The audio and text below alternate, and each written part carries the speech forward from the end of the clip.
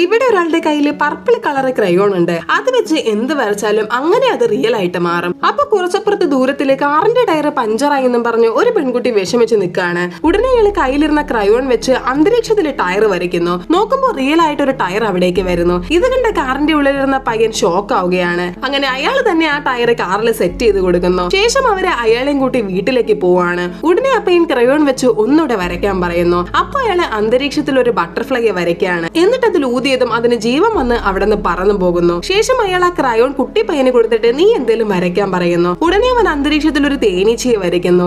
എന്നിട്ട് അത് ഊതിയതും അതിനും ജീവൻ വന്ന് ഭംഗിയിൽ പറന്നു പോകാൻ തുടങ്ങി. അതിനുശേഷം ആ കുട്ടിപ്പയ്യന് ക്രയോൺ വേണമെന്ന ആഗ്രഹവും പറഞ്ഞ് അയാളെ ചെന്ന് കാണുകയാണ്. ഉടനെ അയാൾ അതൊടിച്ച് പകുതി കുട്ടിപ്പയ്യനും കൊടുക്കുന്നു. അതിനുശേഷം അവര് അത് വെച്ച് ഇഷ്ടമുള്ള സാധനങ്ങളൊക്കെ വരച്ച് കൂട്ടുകയാണ്. ഐസ്ക്രീം വരച്ച് അത് കഴിക്കുക, നടന്നു പോകുന്നത് പഠിച്ച് ഷൂസിൽ വീല് വരച്ചിട്ട് സ്കേറ്റിംഗ് ഷൂ ആക്കി മാറ്റുക. അതുകൂടാതെ ഒരു പ്രൈവറ്റ് ജെറ്റും വരച്ച് അതും വരുത്തി ട്രാവൽ ചെയ്യാൻ തുടങ്ങി.